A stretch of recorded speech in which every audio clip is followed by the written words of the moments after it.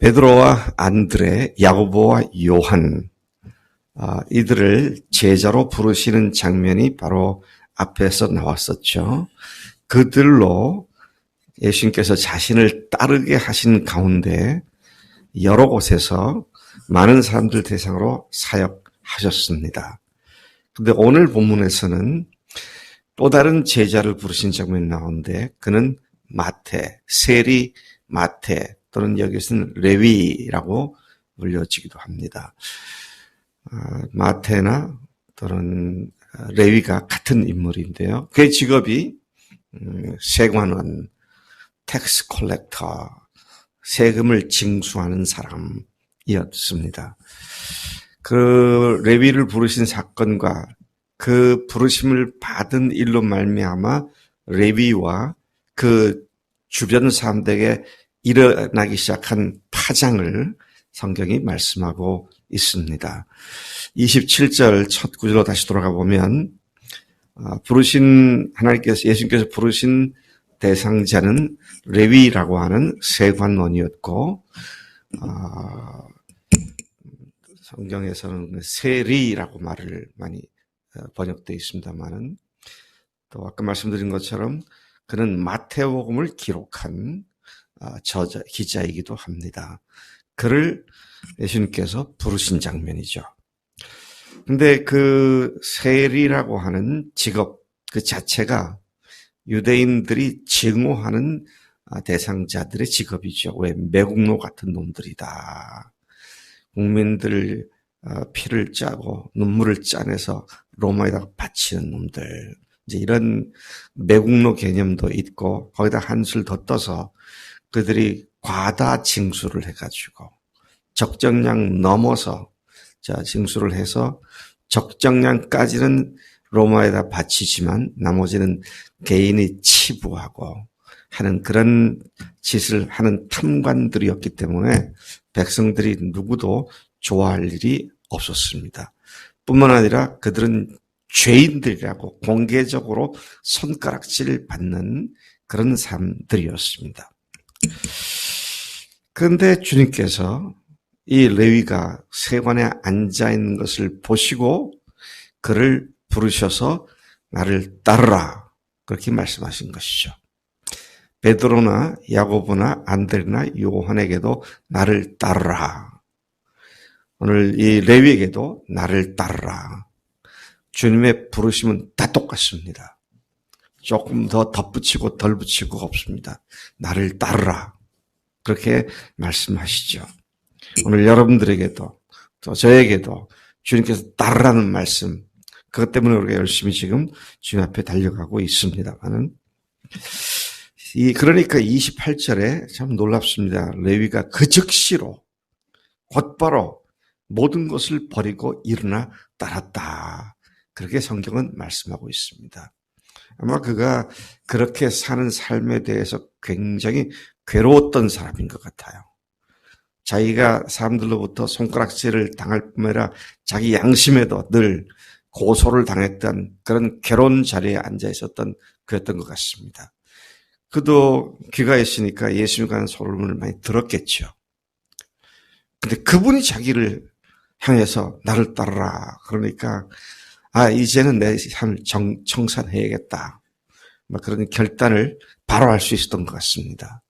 그리고 그가 예수님을 좇기 시작을 했죠. 그런데 이 사건을 통해서 레위를 부르신 사건을 통해서 누가가 강조하려고 했던 것이 뭐냐. 예수님은 죄인을 부르러 오신 분이시다. 예수님은 죄인들의 죄를 사해 주시기 위해서 오신 분이시다. 어제 병 고친 사건에서도 병자가 오니까 네 죄 사함을 받았느니라. 근데 그 앞에 말씀에 보면 사람들이 말씀도 듣고 병도 고치고 그렇게 해서 왔다. 그런데 주님은 내가 죄를 살아온 사람이다. 죄를 용서하기 위해서 너희들을 구원하기 위해서 온 자다. 이 사실을 강조함으로 예수님에 대한 삐뚤어진 시각이나 잘못된 기대로부터 예수님을 정확하게 바로 알고 믿는 쪽으로 누가가 기록할 때 성령께서 그렇게 감동시키신 것으로 보여집니다. 자신을 의인이라고 생각하는 사람에게는 구원이 임할 수 없습니다. 왜? 필요 없으니까요. 자기는 구원받을 필요가 있는 존재라고 생각하지 않으니까. 그런 사람에게는 예수님이 전혀 필요가 없죠. 세상 사람들이 안 믿고도 잘 살아갑니다. 담대하게 잘 살아가요. 왜? 예수님을 안 믿는 이유가 뭐예요? 자기가 문제될 게 없다고 생각하니까. 근데 누구나 다 있지. 근데 강팍한 마음으로 없다고 하니까. 그러니까 죄인이 아니니까 주님이 필요하지 않은 것이죠. 여러분 참 전도할 때도 보면 먼저 우리가 정말 주의 깊게 전도해야 할 것 중에 하나가 뭡니까? 자기가 죄인인 것을 강력히 도전하는 것이 굉장히 중요한 일이구나. 죄인인 줄 모르면 구원도 없죠. 주님이 전혀 필요치 않게 되죠. 자신의 죄인됨을 철저히 인정하고 하나님에 엎드리는 자가 구원의 은혜를 받게 되는 것이다. 라는 것입니다. 예수님의 부르심을 받은 마태는 어떻습니까? 이전처럼 더 이상 살 수가 없었고, 그는 즉시로, 참 놀랍습니다. 자신의 신앙을 적극적으로 주변 사람들에게 알리기 시작합니다. 요즘도 그렇죠? 예수 믿지 않다가 처음 예수 믿는 사람들 보면, 얼마나 열심히 주변에게 복음을 얘기하는지 몰라요. 최근의 일이라고 한다면 우리, 누굽니까? 김정호 자매가 이제 2년 반 정도 됐나? 네. 근데 온 사방을 다니며 복음을 전하잖아요. 우리가 오래 믿은 사람이 부끄러울 정도로. 근데 지금 레위 마태가 그렇게 하고 있는 거잖아요. 근데 소리를 지르고 내가 구원받았다, 예수 만났다, 그 말을 하기에는 이 사람은 머리를 좀 쓴 것 같아요. 자기 집에 잔치를 벌립니다. 예수님을 위해 잔치를 벌려놓고는 많은 사람들 초대하잖아요. 사람들이 왔는데 누구도 왔느냐? 바리새인과 서기관들도 앉아서 그 집에 앉아있는 것을 보게 됩니다. 그는 자신이 공공의 적인 것을 너무 잘 알고 있었어요. 드러난 죄인인 것을 너무 잘 알고 있었죠. 그래서 그런 자신을 인정하고 불러주신 주님의 은혜가 너무도 감사했기에 그분의 은혜를 주변에 알렸던 것이다. 그런데 그의 이러한 적극적인 증거는 또한 즉각적인 반발을 불러오게 되었습니다. 30절을 보니까 바리새인과 서기관들이 예수님의 제자들을 비방하여 말하기를 너희가 어찌하여 세리와 죄인과 함께 먹고 마시느냐. 너희들 죄인들끼리 모였구나. 잘 논다. 꼴 좋다. 이 뭐냐. 이제 이런 얘기죠. 참 대단한 의인들입니다. 참 대단한 의인들이에요. 모든 사람들을 한 손으로 한마디로 다 도매금으로 죄인 취급을 다 하는 아주 스스로 의로운 자들. 참 이런 사람들도 오늘 세상에 많이 있죠. 네. 예수님께서 그들에게 답하십니다. 31절 32절에 건강한 자에게는 의사가 쓸데없고 병든 자에게라야 쓸데있나니 내가 의인을 부르는 것이 아니요 죄인을 불러 해결시키려 왔노라고. 당신이 오신 목적이 죄를 해결해 주시는 하나님이심을 분명하게 선포한 것을 봅니다. 예수님은 자신의 죄 문제를 해결할 수 없는, 예수님께서는 자신의 죄를 해결할 수 없는 죄인들을 위해 오셨고 이제 죄인들에게 구원의 소식이 예수님의 입으로 분명하게 선포된 것입니다. 자신의 죄임을 깨닫는 자가 구원을 받을 수 있다. 자, 그래서 구원받은 우리가 하나님의 은혜를 더 받을 수 있으려면 어떤 자가 되어야 되느냐. 자기가 본질적으로 주님 앞에 죄인인 것을 또다시 본성적으로 죄인인 것을 주님 앞에 고백하고 반대로 주님의 은혜를 구하는 자가 은혜를 받을 수 있다는 사실 여기서 또한 우리가 배우게 됩니다. 죄인이 구원받을 수 있음을 말씀하시니 대적자들이 바리새인과 서기관들이 요한의 제자와 또 바리새인들 그들의 제자들이 뭐라고 말하냐면 그 제작자들이 바로 그런 자들인데 그들은 요한의 제자나 바리새인 제자들은 금식을 자주 하는데 그 말은 그들은 죄인이라고 자체 고백하고 금식하는데 당신 죄인 구원받으러 왔다면서 당신의 제자들은 맨날 먹고 마시고 금식도 하지 않지 않느냐. 이제 이런 시비를 거는 거죠. 예수님의 말씀에 이제 논박을 하는 것이죠. 죄인 구하러 왔다면서요. 근데 오히려 침례요한의 제자들이나 바리새인의 제자들은 금식도 하고 다 하는데 당신의 제자들은 죄가 없다고 그렇게 금식도 안 하고 그러느냐? 그러면서 무슨 죄인들 구하러 왔다느냐? 이제 이런 아주 가시도 친 비방을 하고 있는 것이죠. 이 예수님께서 참 재미있는 말씀하십니다. 34절, 35절에 혼인집 손님들이 신랑과 함께 있을 때에 그 손님들을 금식하게 할 수 없지 않느냐. 그들이 신랑을 빼앗길 날이 올 때인데 그때에는 금식할 것이다. 그렇게 대답을 하셨습니다. 예수님께서는 여기에 지금 혼인집 신랑으로 스스로를 표현하고 있습니다. 그리고 그분께 와서 배우고 또 그분과 따라다니는 사람들을 손님으로, 혼인집 손님으로 비유를 하고 계십니다. 이때까지는 손님이었어요. 이때까지는 제자들도 혼인집 신랑의 손님이었습니다. 그런데 죽으시고 부활하신 후에는 신부가 됩니다. 참 놀라운 주님의 정확한 말씀인 것을 다시 한번 보게 됩니다. 자, 신랑이 손님들에게 금식하라 그러느냐? 너 그런 거 봤냐? 이런 말씀이죠. 자, 근데 그날이 오면 그들이 금식할 거다. 신랑을 뺏기는 날. 이건 뭡니까? 예수님께서 십자가에 죽으실 것에 대한 예언의 말씀을 이렇게 표현을 한 것이죠. 36절부터 마지막 39절까지 봅니다. 예수님은 주님 자신을 믿는 믿음과 또 죄율법에 매여 사는 삶을 새 가죽 부대의 비유로 말씀하십니다. 그 유명한 와인스킨, 뉴 와인스킨, 새 가죽 부대를 말씀하죠. 여러분 가죽 부대 아시죠? 네? 이게 물병이죠, 물병. 그때는 플라스틱이나 유리가 없었으니까 질그릇은 너무 무겁고, 그러니까 짐승의 그 가죽을 벗겨가지고, 그걸 갖다가 아래쪽에는 이게 더 묶고, 위쪽을 이렇게 구멍을 내가지고 거기다가 물을 붓고, 그 다음에 또 묶어가지고 다니고, 그 다음에 마시고. 그런데 주님께서 포도주를 거기다가 또 비유를 하시죠. 새 포도주를, 먼저는 새 한 옷을 한 조각 찢어서 낡은 옷에 붙이는 자가 없다. 그러면 둘 다 망가질 뿐이다.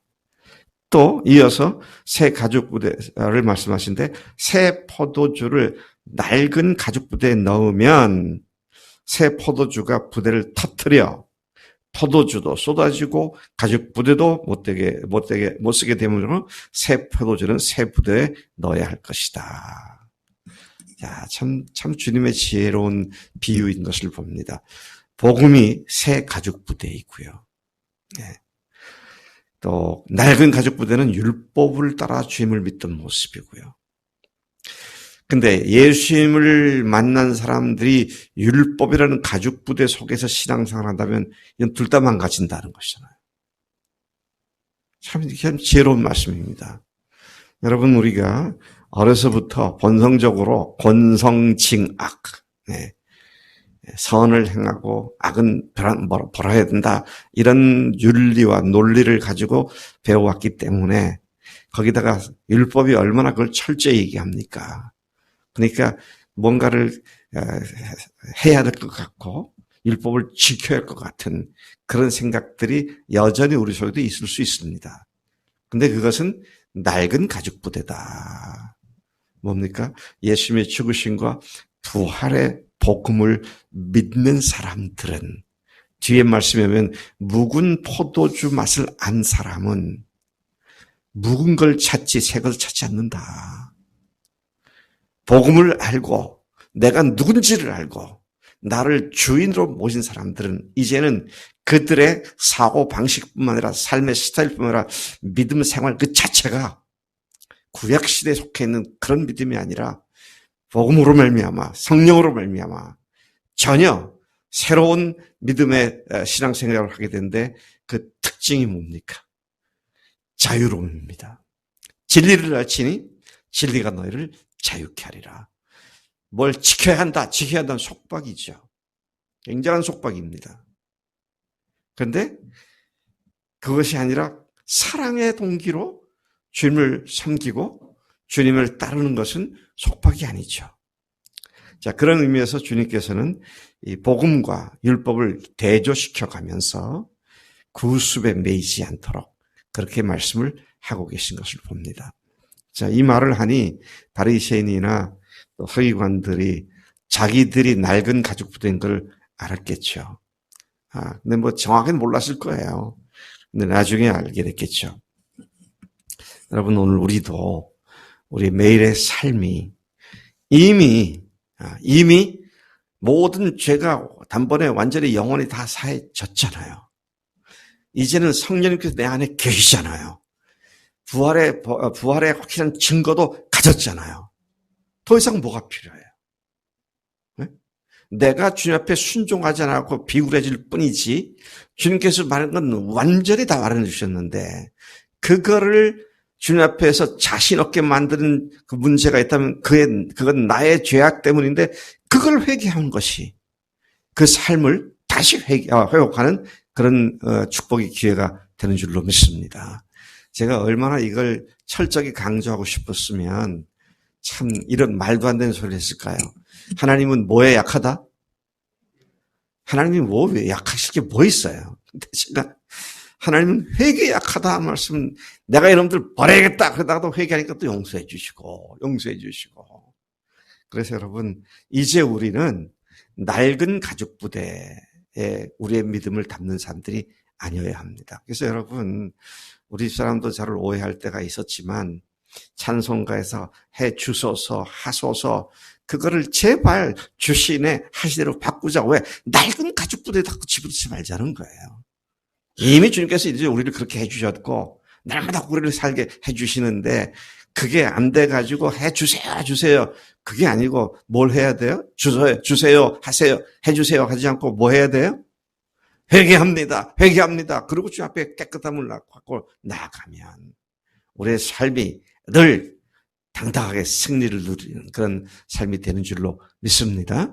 하나님 아버지 감사합니다. 우리에게 완벽한 복음 주셔서 감사합니다. 새 가죽 부대에 새 포도주를 담게 해주시니 감사합니다. 하나님 우리가 여전히 옛 습관에 남아서 의미 없이 찬송도 옛 습관대로 부르지 않게 하시고 의미 없이 기도도 옛 하던 대로 하지 않게 하시고 이미 되어졌음을 믿고 확신을 가지고 앞으로만 달려가는 찬송과 기도가 될 수 있도록 우리 삶을 인도하신 줄로 믿습니다. 오늘 이 아침에 다시 이것을 일깨워 주셔서 감사합니다. 죄인을 부르신 주님, 이제 우리를 불러주셨사오니 이제는 주님을 열심히 따릅니다. 주님께로만 달려갑니다. 구습을 벗어버리고 하나님이 새 가죽 부대에 새 믿음을 담고 사는 우리가 되도록 역사하실 줄로 믿습니다. 감사하고 예수님의 이름으로 기도를 쌉나이다. 아멘.